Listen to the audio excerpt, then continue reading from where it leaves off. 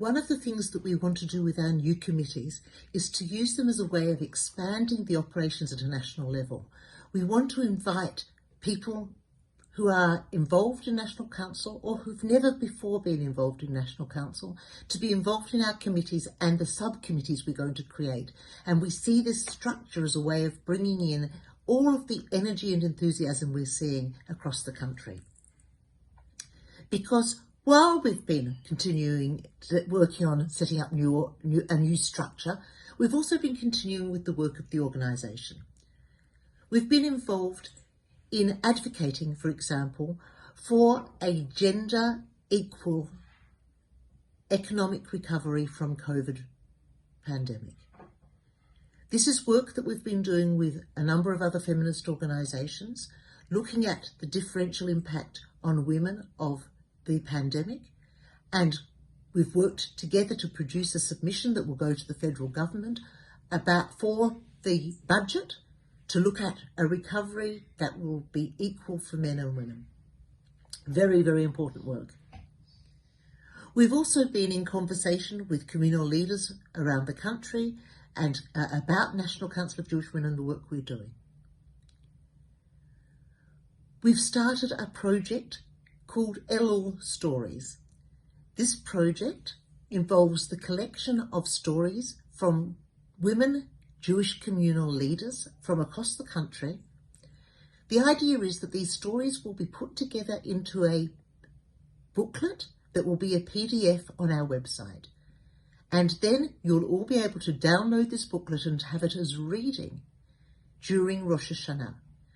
Experiencing Rosh Hashanah during COVID times is going to be a new experience and very different and very, very confronting for many of us. And we're hoping that having readings that will delight you, that will comfort you, that will nurture you, will help you through that process. We also have 3 webinars organised in the period leading up to Rosh Hashanah.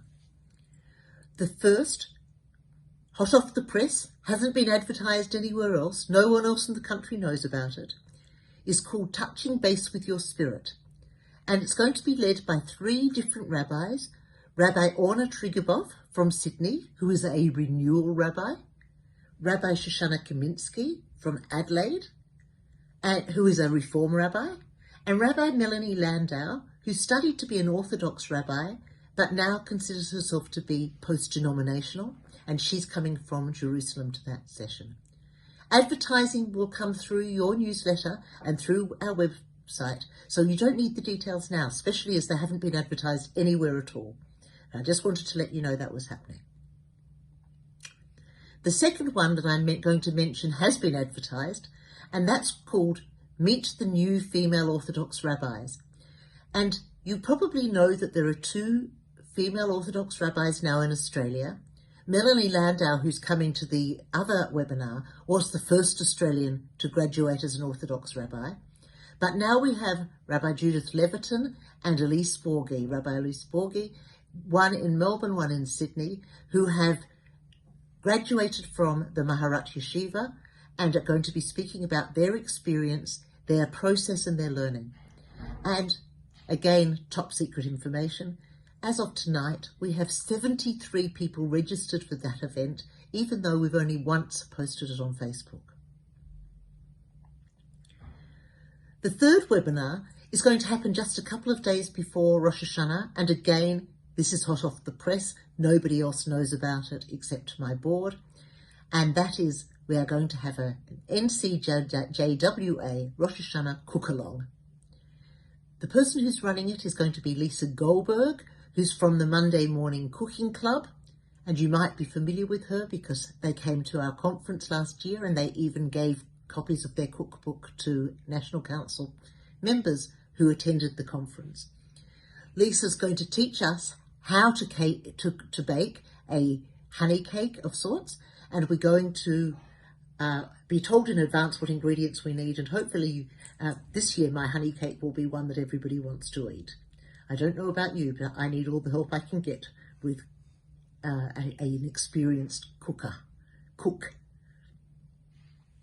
I hope very much that you'll be joining us on all these occasions and at these events, and that these will be of interest to your members, because the reason we're running them is for you. The other thing that we've done, and the way that we have 73 people already enrolled in one of these webinars, is that we have set up a Facebook group. It's called NCJWA Australian Women Building Community. If you go onto Facebook, look at Australian Jewish Women Building Community. That Facebook group is a place where people can discuss their innermost feelings, the things that are of interest to them. The Facebook page goes out to the wider world. That's for everyone to see, and that's where we advertise what's going on, and we share some of our advocacy work. We share